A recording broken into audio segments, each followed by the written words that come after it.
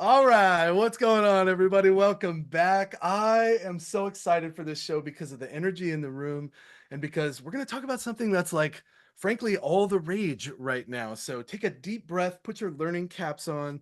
The background for this one is green, which is like my favorite color. All things good are green, if you think about it, right? Find me something that's bad that's green. And don't say mold. I've already heard that one. Jed Mahrle is already laughing. We're having a good time. Okay, change your chat settings as you come into the room down to everyone. I believe we had over 1,000 people register for this particular event, y'all. I just want to say we got the best audience in the world. The Green Goblin. Oh, I see. I think that's a good character, but I always rooted for the villain, Matt or Matt's. What's up? Hey, shout out your town, shout out your country. Where are you tuning in from? All of us are very well-traveled humans. Poison ivy. All right, Jed. All right, fair enough. We're all gonna start naming like terrible things that are green just to prove me wrong. That's the game. That's the game. That's fine. Kryptonite. All right, we're moving on. Here we go. Let's kick things off right here proper. Welcome back, everybody, to the Sell Better Daily Sales Show, where we bring you daily sales advice to help you sell better. You are here to figure out how to 10x your reply rates by using these techniques that these experts are going to give you. Let me make a few introductions. Jen Allen, also known as Demand Jen, is back with us. Welcome back. I'm so excited to have you with us. Glad to be here yesterday and today. No place I'd rather be. No place I'd rather be. My man, Jed Mahrle, the young phenom. I've called him this since day one when I met him. I said, this man has a bright future in front of him. I was correct. I want to just point it out. I was correct. Jed, welcome back. Practical prospecting in the house. Thanks, man. Happy to be here. Always fun to be on as a guest as well. Florin of Common Room, it is back. It is here. Florin is probably one of the most tactical people that we have in the room on a regular basis. It's great to have you back with us, my friend. Thank you. I also have a cool name too, Sales Flow. So it's not just demand gen. Oh, sales flow, demand gen. And I like the young phenom, but I don't think that he actually refers to himself as that. I think I'm the But he only should. person. He should. But I I'm think it's just trying you, really but hard it's like to John. get it going. All right, we're here to help you sell better. Scan this QR code. Check us out, sellbetter.xyz. That's where you can go and check out the Daily Show. Subscribe on the YouTube channel while you're over there. Hop over there and do that. Big shout out to our friends over at Common Room. Now you can turn any buyer activity into pipeline with Common Room. Stop and recognize those top leads, run your plays, convert faster, all by looking at real people that giving you real signals. So we're going to drop a link in the chat so that you can check this out, ditch and go beyond that generic messaging and get really specific with your buyers with Common Room. Here's what you're going to get today. You're going to talk about signals. Florin is going to lead it off. We had like a good flow going, and then they were like, nah, I think we should start here. And I was like, that's fine. Let's do it. So Florin's going to lead off and show you some amazing places to start. Jed's going to add some fire to it. And then Jen's going to come in and clean up batter. She's going to knock it out of the park with how we narrow the scope. And we're going to talk about tools and flows. So you're going to get a lot of tactics out of this particular show. So let's get into it. We've got a couple examples from you, Florin, but I think the best place to start is probably like this signal-led sales and this term that gets thrown around. We've all talked about it many, many times, but share your screen and show us where you're starting these days. And you said something about like a 22 to 25% reply rate for some of your message using these structures. So I really want you guys to focus on that number because that's a crazy number. Yeah, it is indeed.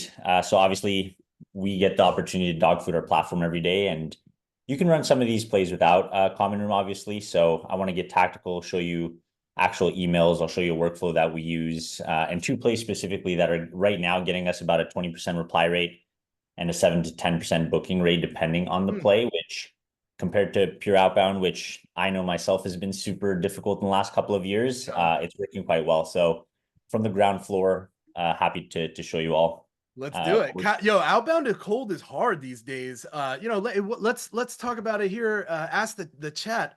What is your current conversion rate? What is that for you? If you're brave enough to put it in the chat, I just love seeing all the data that our audience gives us when we do these questions in the chat. And if you're using a signal-led solution of some kind, put a 1 in the chat.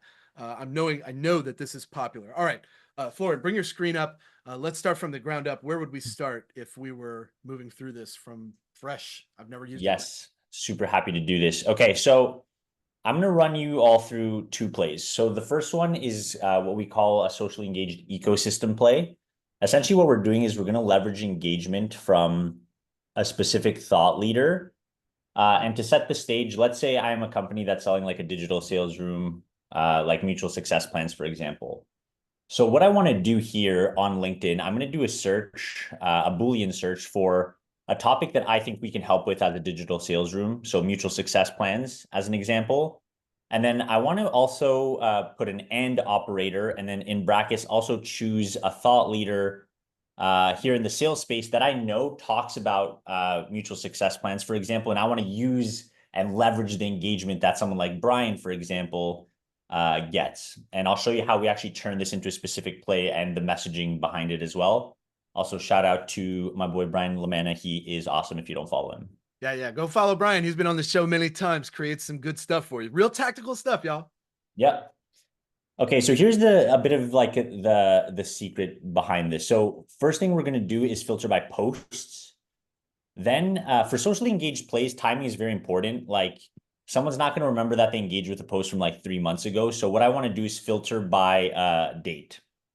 So here I can see every single time Brian's talked about mutual success plans in the last month. And what I want to do is actually go and find a post that I think I can turn into a great reason for reaching out to a person or a company. This is So that here, trigger Brian, that we're all looking for, and this is the part that usually has to be done manually. And I'm curious in the crowd, right? Look at who's in this audience, right? SDRs, AEs in the audience, managers, leadership, 12% leadership. Shout out to the leaders. But yo, this is the part. What he's about to show you now is the part that has to be done manually, and it's almost impossible to scale if you don't have a solution for it. Yeah. So again, I'm a digital sales room. I can see here Brian's talking about mutual success plans, success criteria, executive alignment. This aligns very well with what I'm potentially selling. So I like it. There's a lot of engagement here. So there's probably people in my ICP that are engaging with Brian, right? So in this case, what I'm going to do with something like Common Room, I'm actually going to go to this post. And we have a LinkedIn Chrome extension where I can now extract all of the engagement from this. So I used to use a solution where it would like give me the email addresses and stuff, and I would have to like parse through them one at a time and capture them and then make this other separate list. It was very frustrating. yeah, exactly. So what I'm going to do is I'm going to go into this Chrome extension here. And I have a specific segment which is aligned to a play and messaging very specific to thought leaders. So what I'm going to do here is go, I think it was called ecosystem. So an ecosystem play here. So I'm going to add this into Common Room. And then here, I've extracted all the people that we can from that post. And not only that, we also have waterfall enrichment. So I'm able to get like their email, their phone number, their LinkedIn profile. Because we aggregate a ton of different signals, you can also see, like, for example, if they visited your website and all the different actions that they've taken with your brand. And then from here, what I can do is something we call like signal stacking, for example. So I can actually filter this list for people that are economic buyers. So we have these tags like built in automatically. So out of the 438 people that we pulled in, 96 are economic buyers. I want to point out the tags. Keep track of that term, y'all. When we're talking about signal-led growth, that's one you're going to hear a lot, I think, in the near future. Yeah. I can even filter for people that are, let's say I'm an SDR that focuses on accounts that are only above 200 people, for example. So now we're down to 16. So I have 16 people from Brian's post that know something about mutual success plans or interacted with that. And now what I can do is go ahead and push these people directly into my like sequencer, for example, if that's something that you use. So we personally use outreach. I would push these people directly into a sequence with messaging that's focused on mutual success plans and the fact that they're engaging with thought leaders like Brian. This is that contextual connective tissue that everybody's after, that we almost always have to go and find manually. It's the part of your template that you have to type. And that's kind of like how I relate it to the front lines. Hey, we got great questions coming in from the audience. I see some good ones in the chat. I might pause for a second. But I just want to, from where we've started right here, Jed, Jen, do you want to weigh in on a few thoughts? Because I know you guys are using this and you're seeing these signals too.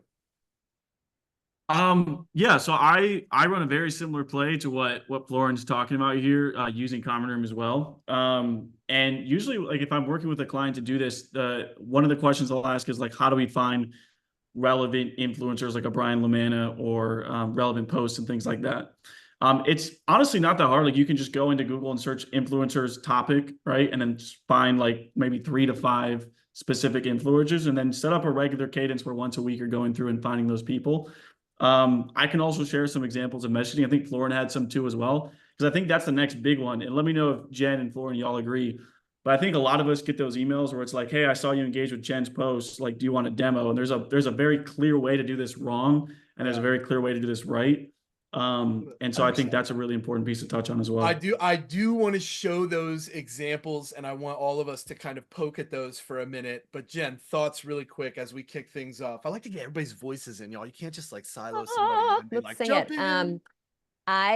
That is exactly where I was going to go. I've seen some really poor execution of this, being someone who does post on LinkedIn, and it's very like bait and switch, like saw you like this post anyway, totally irrelevant subject back to me. So that's what I'm really curious to see is like, what are some great examples of how you weave that in a really relevant way? Because I think that's the misstep a lot of sellers, from what I hear, are worried about making. Well, I'm gonna say, y'all know that we don't do these without real-time examples. So here we go. Florin, let me pass it to you so you can go over this first example right here. And these are real templates, y'all. But hey, be sure to spend the time on these. Make them your own. Don't just copy and paste. That's lazy. That's lazy. James, can we actually go to the email framework slide? Oh, yes. Forgive me. I'm sorry. Let's give them the framework first. You're absolutely right. Florin, what am I doing? Okay, so if some of you follow me, you know I have like my standard email framework. This is adjusted a little bit for like the socially engaged play here. So the first sentence, we are going to call out the observation that they liked a specific post and talk about the topic.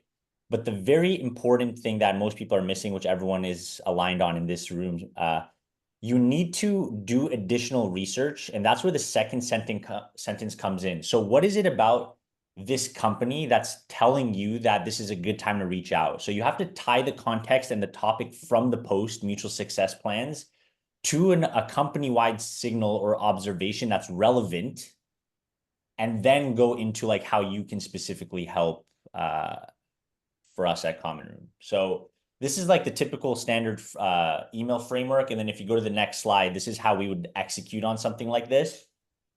And this is exactly for the post that I showed you earlier. So again, let's say I'm a digital sales room. I help with mutual success plans. So stumble upon your comment on Brian Lamanna's post on LinkedIn today, where he mentioned the 4 factors that led to his 90% plus win rates. Second sentence, this is the most important sentence of the email. I've now went and looked at your job listings, noticed you're hiring enterprise AEs, and it seems like you are moving up market and likely relying on mutual success plans and multiple stakeholders to win deals. So that's the bridge sentence that now allows me to go into like the ideal state and what a company like Aligned, it's I want to point out the complexity and yet the brevity of that particular sentence. It covers everything that needs to be said in a single sentence. It does take practice to do this, or you can use a solution. Sorry? Oh, no, I was saying it does take practice to get that right, to have that sort of brevity with that kind of 100%. concise language, or you could use a solution, right? 100%. And I think I saw a question like, do we do this manually? So every email can be templatized to some degree. Like, for example, if we look here, the third sentence, like what we actually do, the ideal state, generally speaking, can probably be templatized. But those first 2 sentences, depending on the topic of the post, depending on what other signals you can find about a company, those are always going to have to differ. And this is where I think a lot of orgs don't really like do this, and it's a bit of a miss. And even if you use like AI, AI is not good at doing this level of copy yet and being able to tie the context properly. Yeah. So I agree. It's still got a long way to go before it gets to a point, right? I mean, I know that Sarah Connors and the John Connors of our era are like looking back at us right now going, what are you doing, y'all? Okay, so before we look at another example, and I think you've provided quite a few, and before we talk about them, I want to get all the tactics out. So let's move to Jed for a minute, to sort of give some icing on the cake that you just dropped about the list that you started from, Jed, you've got an example of how you would add some flavor to this, some changes to this. So let's get your screen up and look at that Yeah. tech that you've been doing. Yeah. Y'all see my screen right now? Yeah, put a 1 in the chat if you could see everything just fine. And if you're tuning into the Always podcast, afraid I'll share the wrong screen. this is why I tell people to come to the live show on like a real desktop, sit there, listen, learn, like a television, come watch the show. You'll get a lot out of it. Yes, We're just gonna sit here and watch Jen's video, and then we'll get non-planned. So my example is very similar to what Florin was talking about, and so I won't be super redundant. But I want to take an example. I'm working with a company that is basically an event software. I won't say their specific name, but this is an example here where Jen is talking about event follow-up emails, and so these are obviously people that you can engage with and tie back to the fact that they're clearly interested in event follow-up and building pipeline and leads off of events. So again, I use the Common Room Chrome extension. I won't go through the whole process again here. I'm going to minimize the screens there. I shared an example in my newsletter of kind of my approach to the emails, very similar to what Florin's talking about. What we'll do is we'll find relevant posts like that. We'll reach out. And our assumption is that if they're engaging with content around this topic, they're likely open to more content related to that topic, if of course it's relevant and actionable. And so what we're trying to do is not necessarily sell or get a meeting on the first email. We structure our cadences to where as the emails progress, they get a little bit more direct towards going for a meeting, but upfront, we're just trying to earn trust. Or if they respond, check out some of our resources, then we're following up with phone calls and LinkedIn messages to then book the meeting. But we're just trying to provide information first. And again, the reason why we're trying to take this approach is because there are a lot of these emails that are going out that are automated that said, I saw you like this post, complete 180. Do you want to book a demo? And so very similar to what Florin was talking about, I saw you liked or engaged with this person's post on topic. Is that topic top of mind for you? I was looking in and again, call out a relevant signal similar to what Florin just talked about. But in the case of this example for the event software, what we've done is we created a checklist of like the top 10 things to do to maximize leads during and after an event or conference. And so the lead magnet that we'll share in that example is like, hey, we put together a checklist of different things you can do to prospect better after an event. Do you want me to send that over? And so the idea is to make it very easy as possible for them to say yes to that lead magnet, to that offering. Once they get it, they check out the resource and they get the value, we've earned their trust. And then we're following up with phone calls or additional emails to try and book the meeting. So again, very similar to what Florin's doing there. In this case, we're just trying to lead with more resources, more content, since we already know they're interested in that content in the first place. I'm telling you, what I'm hearing from both of you is that there are signals that will let you know when to start giving. And that's what's happening here. It's like you can continue to drive resources to these individuals that already have shown you that they know who you are. And that's kind of the open door. Jen, I saw you commented in the chat here, and I have a question I'm going to answer for Gretchen Grant. Thank you for coming to the show, Gretchen. But Jen, you said you like the call out on continuing to arm the learner. And you said that the insightful content is something that stands out to you. Does this get your attention when people are reaching out to you as well? Yeah, because I think it's very different than what people expect. You expect, I saw you like the content, like I want to sell you a solution. And what I was creeping on your profile. Yeah, I was creeping. I saw you went to high school somewhere. I really like that in LinkedIn, often people are there to learn, right? And so what you're doing is you're recognizing that and you're saying, let me build off of it. I'm paying attention to you and what you're doing. I really think that's slick. And I don't see that as much, candidly, in my own inbox of people saying, let me continue to educate you down that learning path so that you end up probably viewing the world and the problem the way we want you to. Super sharp. We have another example, and that's what I'm about to pull up right now so that Florin can talk us through it. Some things that you want to call attention on this one. You call this one the meta play, is that right? Yeah, this is the meta play. Not everyone can actually run this, but we're essentially letting we're running the play on somebody. So it's kind of like meta, and the play almost sells itself. So it's the reason why like it works well for us specifically. Did I actually use an example here? I don't remember if I had another slide. So I got that one, and then I've got this one. Yeah. So like this is a real example. This was a CRO that pretty much let's go with this. Yeah. Called out how this play was great, and then we got introduced to somebody. So what we're doing here is like the most important thing is speed to lead here with these socially engaged plays. So you want to make sure you're hitting those people up ASAP, so it's still top of mind. Because think about how many like posts you like or comment on LinkedIn every day. I probably do like 15 to 20. I'm not going to remember every single post, especially if you like reach out to me like in 2 days. And I think people have this misconception that you do. Like a lot of the times you're just like mindlessly scrolling, right? So calling it out, and then we're essentially showing them how the play is actually run. Another example, so let's say you're selling like an auto dialer and like you're cold calling somebody. I think you can run a similar type of talk track where it's a meta play. It's like I'm actually using my system to sell to you, and you have to execute that well, and it usually sells itself. So this is something that's working really well for us, but totally acknowledge that this is not possible for everybody to do. Yeah, there's a certain context that has to exist, right, for this to be useful. Yeah.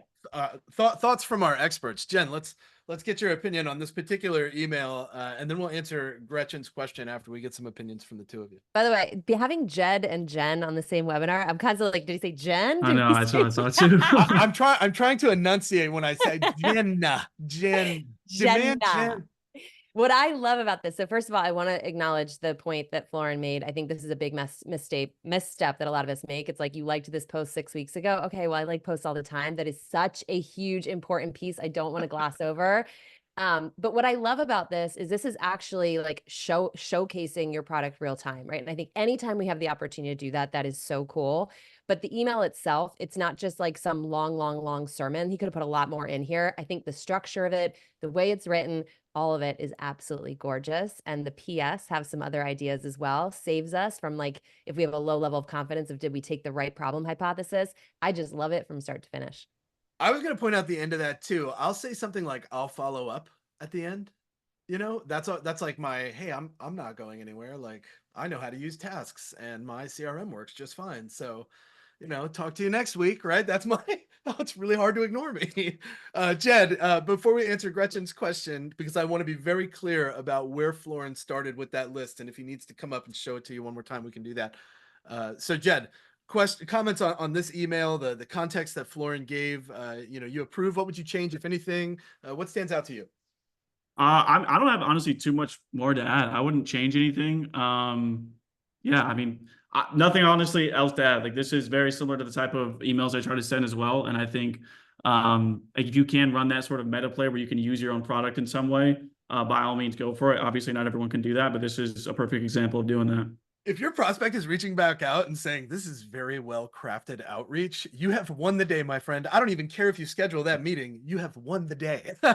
Well, one other thing to say here, I think it's important to like provide insights to people that they might not know and actually educate. And I think that's another big miss for a lot of salespeople right now. It's like, we're not teaching prospects anything new. We're not trying to spark a conversation. We're trying to like book a meeting and tell them something that they usually already know about their business. So that's what we're also trying to do with that specific meta play there. It's like, hey, we have this new idea of how you could be building more pipeline. Would you be interested in at least starting a conversation around it?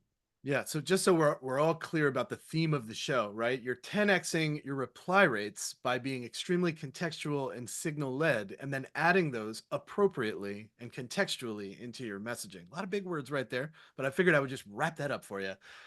Gretchen Grant says, Florin, just to recap, you imported Brian's post into Common Room. Was that a list of everybody that reacted to his post that you saw?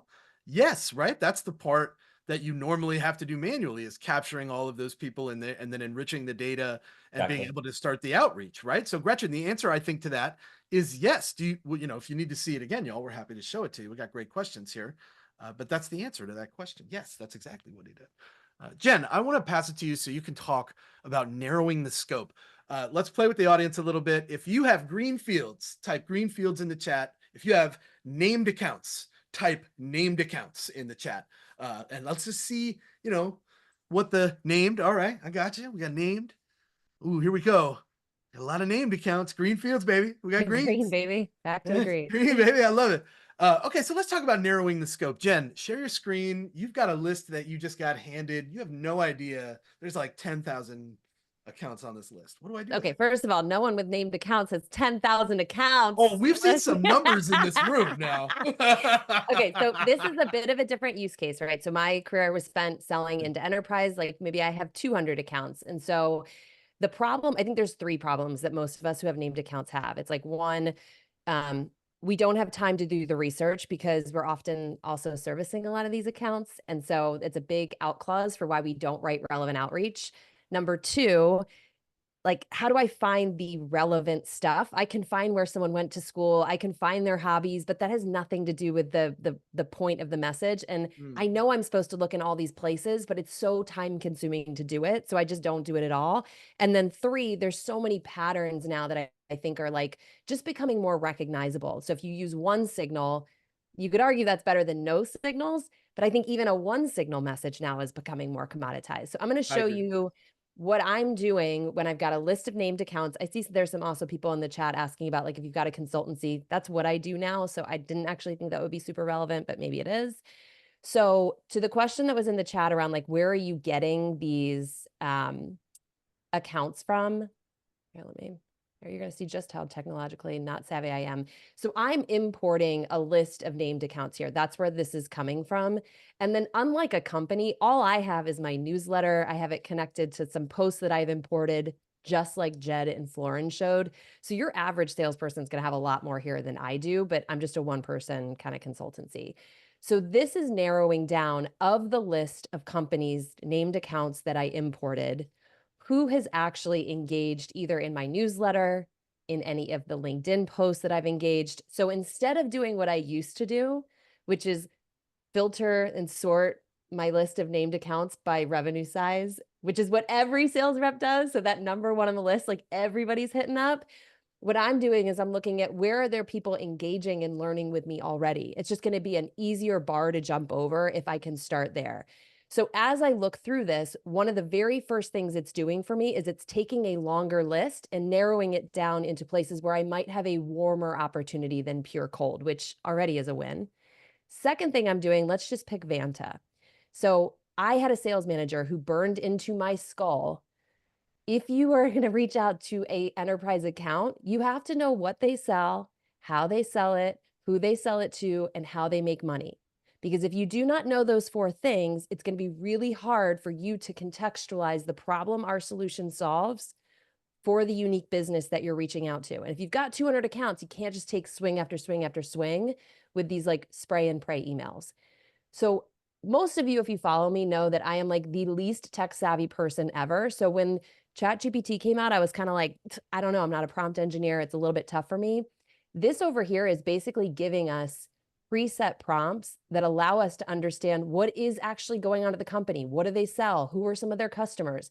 I've just put in, like, an earnings call. This is smart enough to know that there's not an earnings statement because Vanta is not a public company, but it tells me here that they've just raised a round of funding. They link me to all these strengths and weaknesses. That gives me a link back to the source, which in the interest of time, I won't click into. But when I did click into it, one of the things I saw them talking about was that one of the sole purposes of getting that funding was so they could go up market, where they started as more of an SMB business. Now they're selling more into enterprise. Well, that's an area where I work with companies. And so what that allows me to do is take a framework that I use a lot. I call it problem prompting, where I'm not necessarily pushing a product or solution. It's just a different way. I'm not saying it's the only way, but I'm not selling a product or solution. I'm trying to see, does this problem merit more time together? So I was able to write this email on the back of it, which without going through the whole email, I'm basically taking the things that I learned from doing what was 30 seconds of research to be able to write a highly tailored email based on an event that happened to their business, a signal, and then backing into, are you open to hearing about how another company solved for this same problem? I'm not pitching a solution. I'm just pitching a conversation where it's about learning. So I'm not saying you have to have a product to do this, but I think one of the big barriers that most of us are up against is that the time it takes to do that research often makes us not do the research at all. You know, this is so counterintuitive because I always thought that sales was all about jamming my product and service in people's spaces. And it turns out that it's not. And I'm so surprised that this is the case. But I love this message that you've created and how fast it is to be able to make those messages. We got a lot of great questions in the chat right now, but I want to pause for a moment because we're going to share another example here. Thoughts from Jed, thoughts from Florin, any tactical things that come to mind following what Jen has just shared. Narrowing the scope, super important. Like, here's something I'm sure we're all thinking, even if you're like subconsciously thinking it, right? Florin, you have this list of people that reacted to Brian Lamanna's post, but I only want to see my ICPs, right? I don't want I don't sell to merchandising. I don't sell to, manufacturing. I sell to financial. So like, how do I not capture those and just capture the ones I want? Yeah. What? Good, Jed, go ahead. Okay, one thing I wanted to say about Jen's email that I really like is it's a really important thing to differentiate in your emails.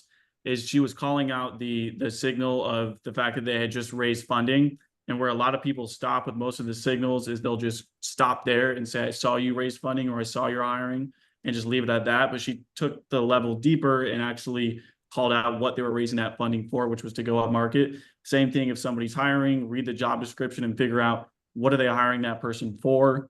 If they recently released a new product, why are they releasing that product? Like what is the goal of that? What are they trying to get to? And think about like the overall business impact and the business goals behind those signals. Because if you leave that out, it's going to come across as a very unresearched email. There's a million of those going out every day. And what Jen kind of put in that email template there is exactly how to actually stand out and write something that's, relevant.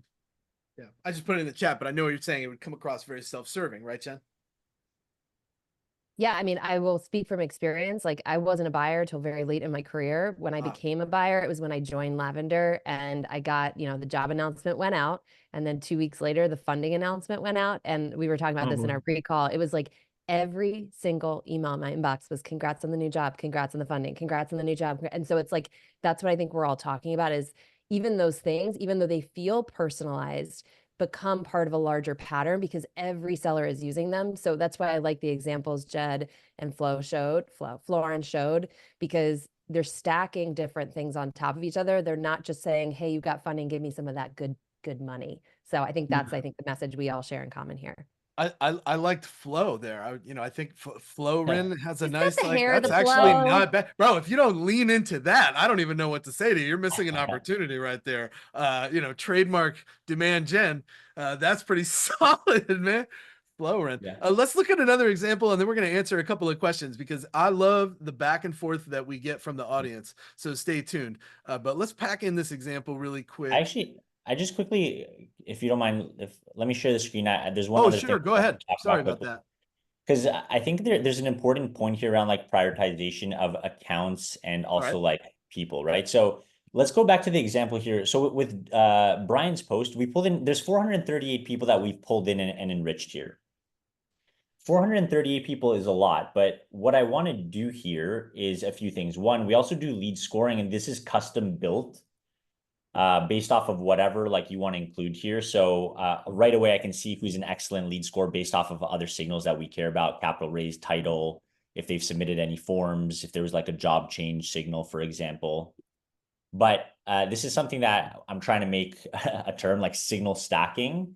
So there's a difference between intent is like somebody is on your website, somebody downloaded content, somebody is in a free trial, right? That's to me a little bit separate than signal. Signals like they're hiring for an SDR or their funding announcement said they're going up market. That doesn't mean that they know about you. So let's like separate those two things.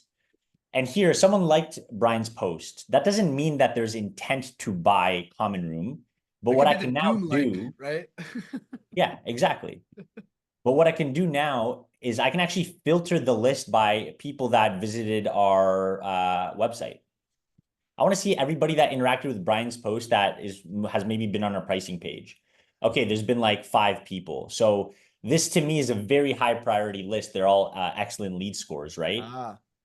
Or another thing I can do, which is quite interesting, is like, do they use specific software? Like, let's say I think we can replace 6 Sense, for example, with a few different use cases. What I can do here, okay, 51 of the people that interacted with Brian use 6 Sense at their orgs. So the messaging I'm going to use here is going to be very different than the messaging I might do for a company that uses another software. So this is the idea of signal stacking. And when you consolidate all these signals together, you can build such hyper-specific plays that are going to be relevant. And that's how we're getting higher reply rates. You know what I like about this method is that it seems like it's a bulk method, but not overly bulky, right? It's a step above grocery shopping, but not quite Costco. You know, Yeah, I exactly. guess that's probably the best way that I look at it, what you're talking about. Because if I have 5 people that fit this specific context, I can write messaging for those 5 people. If I have another 15 people that have this context, then I can write messaging for those 15 people, and so Yeah. on and so forth. And this is like bulk, but kind of conservative bulking, if you will, right? Yeah, exactly. Yeah. Thoughts on that from the 2 other experts in the room, Jed, Jen, what you've seen, and then we're gonna answer a couple questions before we pull up another example. There was one other thing I wanted to share. I don't know how much time we'll have to go into it, James, but one thing that I've also kind of seen some people ask questions around it is like if my prospects maybe aren't engaging on LinkedIn, where are other places to find signals? And I'm going to drop like a chat GPT link for folks to check out. That's a prompt that you can use that I've used quite a bit to just come up with ideas for potential signals and ways to target your prospects. It's pretty straightforward. You just put in the information around your company, what you do, and then you ask it that prompt that's in the link there. And usually ChatGPT will give you a few obvious answers and then a couple that maybe you hadn't thought of before. But it's a good way to kind of brainstorm new signal ideas. If, let's say, for example, LinkedIn engagement isn't one that you can necessarily use. Amazing. Jen. I was deep in typing a response to someone in the chat, so no, I have nothing to add. I have nothing to add because I was engaging with our audience. You guys know I encourage that. I love the connective tissue our guests have with the people that are in the room. So, and I already see like legit connections happening in the chat right now, which is really exciting. That's why we do this show, y'all, is for you. So when you come, engage, do the thing. And you know that we give you great resources. Thank you for that resource, Jed. If you're listening to the podcast, again, come to the live show. That's where we put amazing things. Florin, I want to give you the floor one more time for this one last example, and then we're going to answer a few questions. So this is an example that has a context. Please give us the context. And you said this one was a competitive one, right? Yeah, I'll share my screen and show you the actual post that I used here. Okay. Because I think context is always important. This is another socially engaged play that we're running that's working very well. Instead of leveraging thought leaders, it's leveraging your competitors. So likely most people have a behemoth in their space that has a lot of marketing budget, gets a lot of engagement, or at the very least, they have a few employees that are interacting like on LinkedIn and getting engagement. I feel like I'm picking on 6 Sense here. Nothing against 6 Sense. I love them. I think they have a fantastic platform. But let's say we think we can replace, a few of their use cases, right? So they have an employee cat who tends to post quite a bit, gets a decent amount of engagement. I did something similar where I typed in cat and 6 Sense. There's a bit of an art in finding posts that you can actually tie to context, as I mentioned before. So here, Kat's talking about consolidation. They're talking about, third-party intent, data enrichment. This is all stuff that like we can do, which is interesting to me. So I'm going to pull that post in, right? So here we have the 158 people that engage with this. And then again, what I'm going to do here, I want to prioritize the list. I'm going to go back to tech stack. I want to see who's actually using 6 Sense from the people in the engagement. So 68 people, we are tying the person to the company. So this is actually looking at the person's company to see if they're using something like 6 Sense. And now, again, I can feed this into a very hyper-specific competitive replacement type of sequence that we would run. Now we can go into like how I build the messaging, because I think at the end of the day, all this tech is great, but if you don't have a good message, it's not going to land. No, it's nice. Let's go through the messaging really quick. What do you want to point out about it? And then we'll so it's a similar framework to before. So we're going to call out the fact that we saw the comment on Kat's post about consolidation. We're doing an extra layer of research. Notice that they had enterprise SDR job postings, looked through them. We also ran in a tech stack analysis and saw that they use 6 Sense, ZoomInfo, and Qualified, which I think we can potentially consolidate.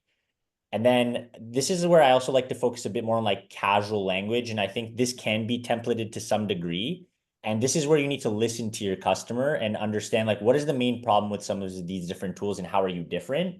Typically, one thing that we hear, for example, is like you get this big enterprise account and great, you saw somebody from Walmart was like on your website in New York, but it's like 5,000 people there. So how do you actually know who it is?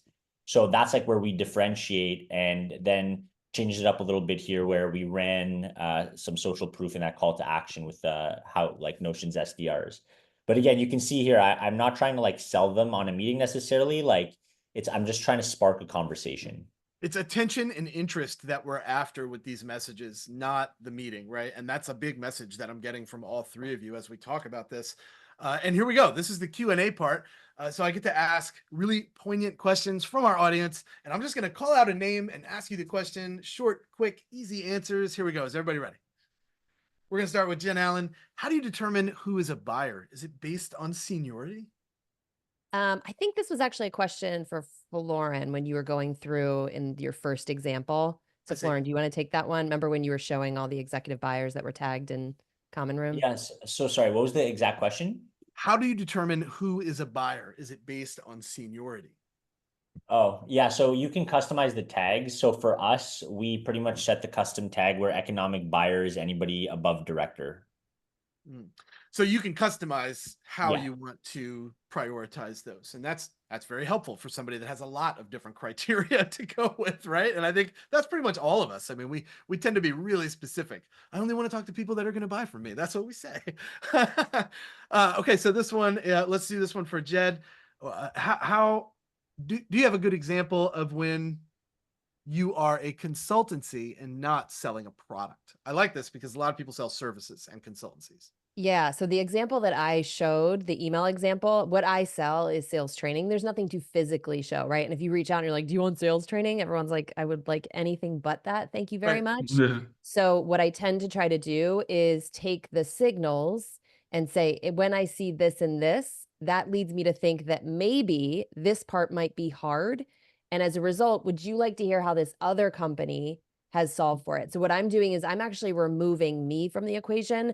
I'm simply the broker of insight to say another company was after the same thing. They ran up against something similar. Are you open to hearing that? So I become the storyteller, and my insight is not about what I do, but rather what they do. Yeah, it's never about us, y'all. It's always about them. And if you're writing about you, stop that immediately. Go back and start writing about them. And this is a tool. This is one of those tools that helps us write about them. Jed Mahrle, curious on activity level. Thank you, Anonymous, for submitting this question. We appreciate you. How many of these can you send out per day? I'm not sure I fully understand the question. If whoever that was, if you want to add more context in the chat. I'll give you, I think I understand the context. So we saw a flow where we grab Brian Lamana's engagement, and we capture it, and then we have this messaging that we can pull out and extrapolate and then send to groups based on context. How many can we do a day, in your opinion, right? The truth is you can do as many as you really want. Like, it just depends on if you do it safely, right? Like I have like, yeah. So there's different levels to do it. So like if you have a campaign that's working well, right? And you found a consistent message where you have an influencer, you're pulling their posts consistently, and the emails are converting at a high enough level, just continue to scale it until that conversion rate drops. Like that's the way I see it, is like you test it out slowly. And then once you get to a point where you're converting, let's say 1 in every 100 prospects or somewhere around that range, then try to see how you can automate it more and more. Because there's other tools on here that we haven't talked about that you can, continue to automate this play even further. But I wouldn't even get to that point until you're actually seeing success with it. And so I don't think it's a matter of like how many, it's just that are you converting from it? And then once you are, figure out how to scale it more with different automation. That's a good answer. And I'll tell you that I think that means we should probably do a follow-up episode where we talk about more tools and more integrations and more ways to use these types of signals, more messaging examples, more approaches, more tactics, more techniques, because that's what you get here. Final thoughts from any of you on what we want people coming away with. We have 1 minute left and I need to give everybody something before they leave. So what do we got? I'll go first. Stop writing about yourself. You can send a cold email that doesn't sound like an advertisement. What do you know about how other companies have solved the problem that you are now hypothesizing that company has? Share that. People spend a lot of time learning from other companies and what other people are doing. There's so much value in that. Don't undersell it. Stop writing about yourself. Yeah. Amazing. I think the other thing I would say is probably like, as a salesperson, your main duty should be to educate people, to teach them and try to provide value, whether it's with the lead magnet or, I don't know, providing them like some free leads or just teaching them something that they don't know. And I think like with a lot of AI and technology these days, like we're kind of going away from that and forgetting like what this is all about. So teach people, spark conversations, be a valuable person before pitching yourself. Amen, brother. Show me something new. That's what they want to see. So thank you very much for sharing all of your wisdom with us and our audience. We have the best audience in the world. Y'all shout out to these great people. We're going to drop their LinkedIns in the chat. You're going to get a survey as you leave this room.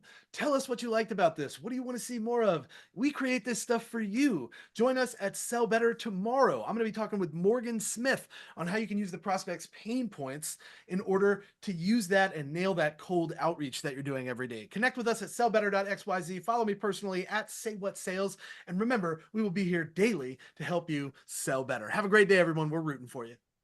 Thanks, everyone. Thanks, James.